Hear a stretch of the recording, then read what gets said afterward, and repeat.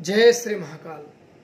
फिर उस तांत्रिक ने एक झोले में से अपनी खोपड़ी निकाली और उसने कहा कि इसी खोपड़ी में तेरी आत्मा को मैं वश में न किया तो फिर मानना। उसके साथ तब तक एक औरत भी आ गई काले लिबाज में, कोई जैसे पहाड़ी औरत थी, आदिवासी जैसी। उसने मुझे कहा कि क्यों अपने जान फोकट में गंवा रहा है, अब जो हो गया है वो हो गया है, अब वो वापस नहीं लौटेगा।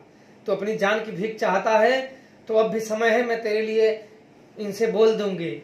मैंने कहा कि अब जो हो गया है, अब मुझे नया मार्ग मत दिखाओ, जो हो गया है वो हो गया है, अब जो होगा उसको भी देख लेंगे। तो उस औरत ने कहा कि तुम लगता है अपने घर से कसम खा के आए हो कि आप तुम जिंदा नहीं जाओगे। मैंने बोला कि वही आप सोच लो।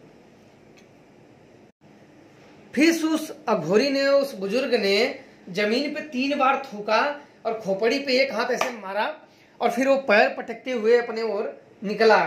तो इसके बाद जब मैं इधर घुमा तो मैंने देखा कि मेरे एक बाएं छाती में ना हल्का हल्का दर्द उठने लगा। तो मैं थोड़ा सा ऐसे ऐसे शरीर किया तो दर्द और बढ़ने लगा। तब तक मेरे कानों में एक स्वर गूंजा कि सूल विद्या का इस्तेमाल उसने किया है, सूल ऐसे गूंजा। तो मैं तुरंत उस चीजों पे ध्यान दिया तो उसने एक जमीन पे मुझे एक जलता हुआ वाई कलर का दिखा कि उसने सूल विद्या का इस्तेमाल किया है। और सूल विद्या आपके कहाँ कहाँ वार करती है, या तो आपके दिमाग में, आपके जो ब्रेन है उस पे वार करती है, या तो आपके दिल पे वार करती है, या तो फेफड़े पे वार करती है, या तो हृदय पे वार करती है। गुर्दे, किडनी, किसी पे वार करेगी और आपको 1-2 मिनट के ही अंदर वो मार देती है। मतलब इसका वार खाली नहीं जाता है। जब इसने मुझे कहा कि सूल, तो मैं तुरंत, मेरे को याद आ गया कि मेरे गुरुदेव ने सूल विद्या के बारे में मुझे बताया था कि ये सूल विद्या शरीर के किसी अंग पे वार करती है और उसका दर्द जितना बढ़ता ही जाता है, कुछ ही समय में व्यक्ति उसी के दर्द से मृत्यु को प्राप्त हो जाता है। मैंने तुरंत ही सूल भंजन का मंत्र जप किया। मंत्र जप के मैंने जमीन पे थूक मारी तो तुरंत वो कटा और तुरंत मेरे आराम हो गया। और मुझे मानना पड़ेगा कि वो कपाली को, वो अवघर बहुत ही शक्तिशाली था, उसे दांत देनी पड़ेगी कि हाँ उसने क्या विद्या सीख रखी थी। आज के युग में जल्दी कहाँ लड़ पाए। मैं एक बार सोचने पे मजबूर हुआ, फिर डरा नहीं मैं, क्योंकि डरने का मतलब होता है कि हार। फिर मैंने सोचते हुए मैंने तुरंत ही अपने प्राण रक्षा मंत्रों का जाप किया, फिर सुरक्षा मंत्रों का जाप किया, फिर अभय मंत्र का जाप किया। एक अभय मंत्र होता है जो सारे भय और चिंताओं से मुक्त कर देता है। अब संध्या समय उसकी खाट को, मैंने कहा कि इसकी खाट को उठाओ और ले चलो उस घर में जो मरने के कगार पे था। मैंने बोला लेके चलो, बोला जी गुरुजी लेके चलते हैं। अब क्या हुआ कि वहां रात्रि हुई जब, तो उसने तुरंत कालिका, स्वयं ही शमशान काली का पहला वार उसने शमशान काली भेजा। जब शमशान काली का मंत्र जपने लगा तो मैं भी इधर से आज शमशान काली और शमशान काली का सीधे टक्कर था। मैं कोई भी कीमत चुकाने के लिए तैयार था, सिद्धियां नष्ट हो, कुछ हो, कोई भी हो, लेकिन हार नहीं। आज जो होगा वो होगा। उसने शमशान काली मंत्रों का जाप किया, मैंने भी शमशान काली, मैंने भी देवी का आवाहन किया, उसने भी किया। उसने अपने लक्ष्य मेरी तरफ घुमाया और मैं अपना लक्ष्य उसकी तरफ चलाया, पर मंत्रों का फेर खा गया। उसका मंत्र थोड़ा सा सरल पड़ गया, मेरा मंत्र थोड़ा सा और उसमें कार्य जुड़े हुए थे। मेरी पूजा पद्धति और खतरनाक थी, क्योंकि मैं थोड़ा सा, उसने उस समय की पूजा पद्धति थी मेरी, और समय मेरी गुरु की दी हुई पूजा पद्धति थी शमशान काली के, और मैंने उस पद्धति का, अपने गुरु द्वारा सिखाई पद्धति का इस्तेमाल किया था। और शमशान काली के जब प्रयोग हुआ तो वो किसी पे असर नहीं हुआ, वो भी बच गया, मैं भी बच गया, किसी का कुछ नहीं हुआ। और शक्तियां फिर वो अपने अपने जगह पे आ गई, जैसे किसी का कुछ अहित नहीं हुआ। अन्यथा ये शक्तियां बलि लेती हैं और सामने वाले को तुरंत ही खून की उल्टियां अगर आके धराशाही कर देती हैं। और एक कहावत है, मेरे गुरुदेव कहें कि शमशान काली का जिस पे प्रयोग हो जाए वो आदमी खड़ा रह गया तो फिर शमशान काली की तूने सिद्धि ही कहाँ की है। शमशान काली का जिस पे प्रयोग कर दो और वो सामने वाला खड़ा ही रह जाए तो फिर क्या। सुजान तो पहले से ही गायब था। फिर मैंने मसान का आवाहन किया, मसान आया, और मसान का मैंने अपने उद्देश्य से बताया, उसने मसान को कैद कर लिया, तुरंत मसान को कैद कर लिया।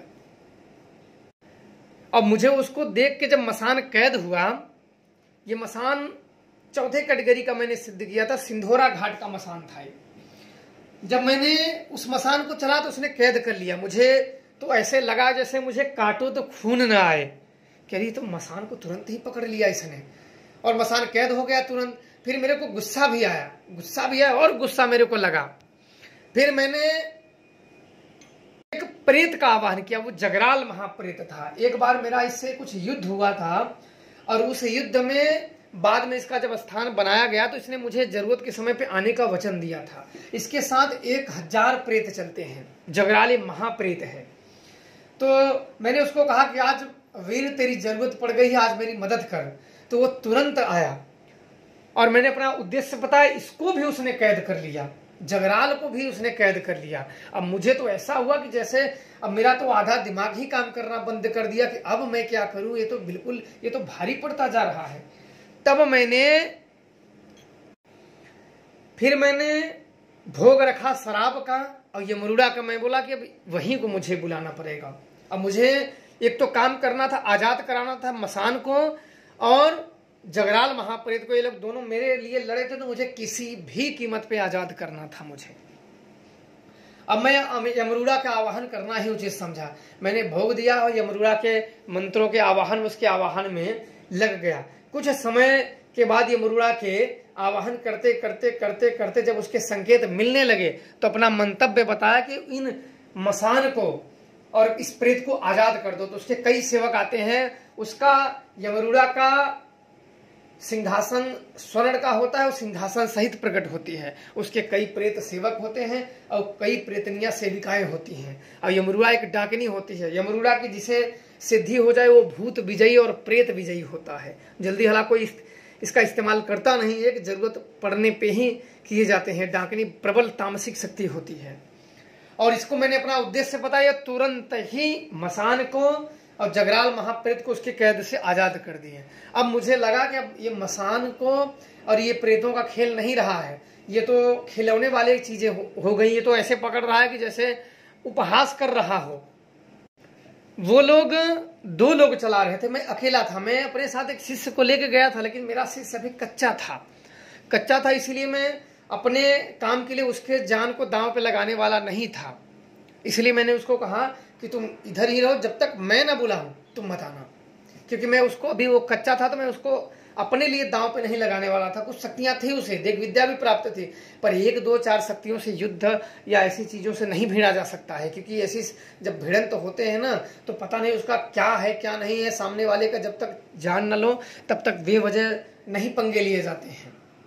और सबसे ज्यादा बड़ी अम्मा वो बन रही थी वो औरत, ये चलाओ वो चलाओ वो चलाओ ये चलाओ। मैं बोला रुक रुक, तेरा मैं वो हस्र करूंगा कि तू यहां से नंगी भागेगी, मैं तेरा वो हाल करूंगा, भाई रुक जा।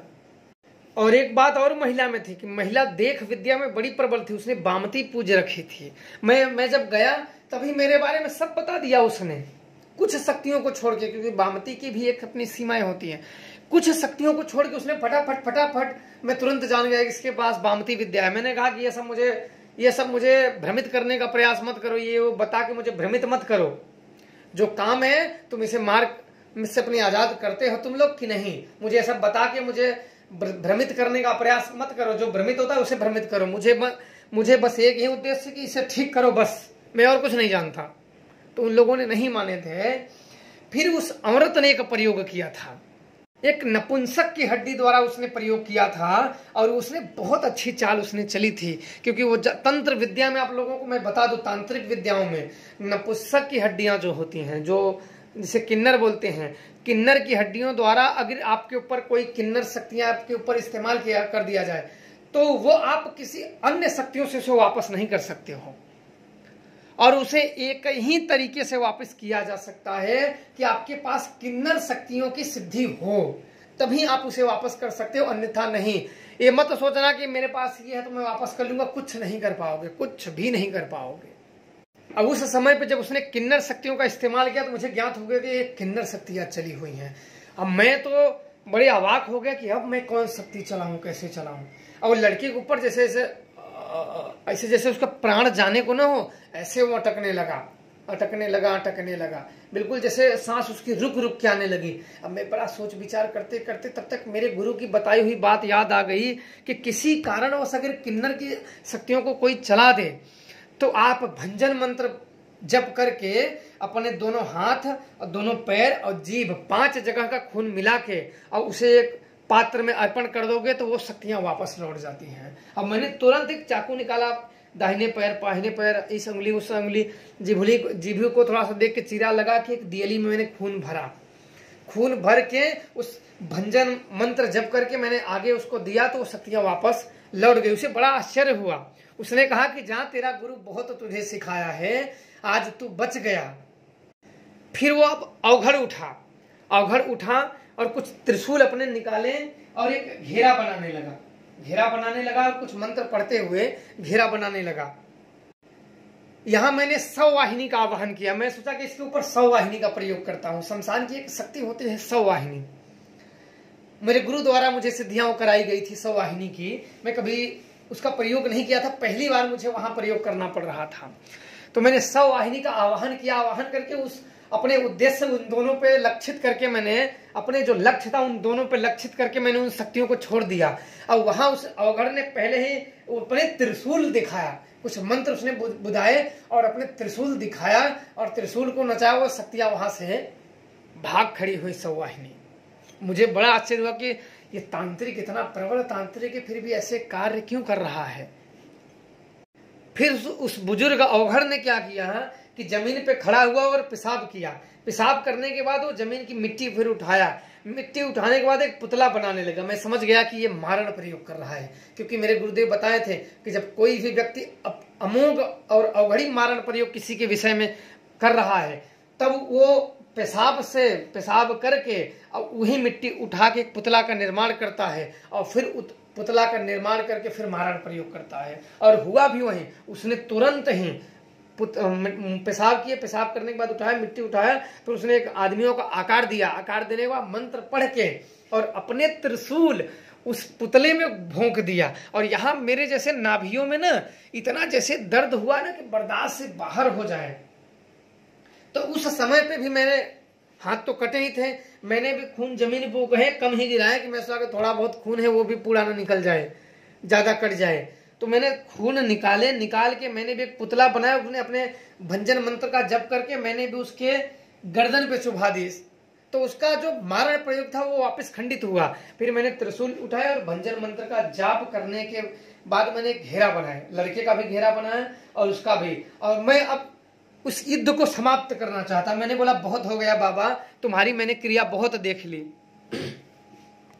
और इसके बाद मैं तुरंत अहिराक्ष के मंत्रों में लग गया। अहिराक्ष के मंत्रों में लग गया। कुछ समय के बाद मेरा ध्यान मंत्र उच्चारण होते गए, ध्यान गहरा होता गया।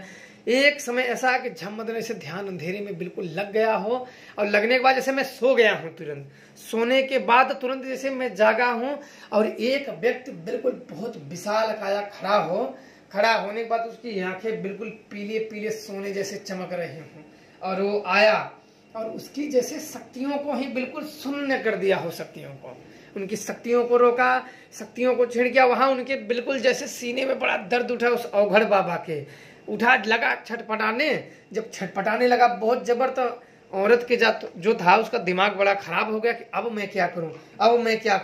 तो वो दौड़ के आई, बाबा हमें क्षमा कर दो, तुम मेरे बेटे समान हो, छोड़ दो। तब मैंने फिर अहिराक्ष से प्रार्थना किया। अहिराक्ष वापस लौटा। जब वापस लौटा तो इसके बाद मैंने भंजन मंत्र का जाप किया। मैंने बोला कि अब तेरी शक्तियां तेरे पास नहीं रहने दूंगा, अब इसका भंजन तुझे भरना ही पड़ेगा। मैंने मंत्र भंजन पढ़ा, एक त्रिशूल से मंत्र पढ़ के एक आकृति बनाई जमीन पे आकृति बनाए और उसको ब्रह्म कील मंत्र द्वारा पहले मैंने कीला चारों तरफ। ब्रह्म कील मंत्र एक तरीके का श्रापित मंत्र है। इसको जहां कील दिया जाए कोई भी सिद्धियां, कोई भी शक्तियां उसके अंदर प्रवेश नहीं कर सकती है। तो मुझे काम आ गई कि मेरे गुरु जी का दिया हुआ वो विद्या काम आ गई। मैंने ब्रह्म कील से वो घेरे बनाए, उसके अंदर उसका चित्र बनाया और एक मैंने 9 दिशा कील की ब्रह्म कील से और एक दिशा खोल दी और उस दिशा से मैंने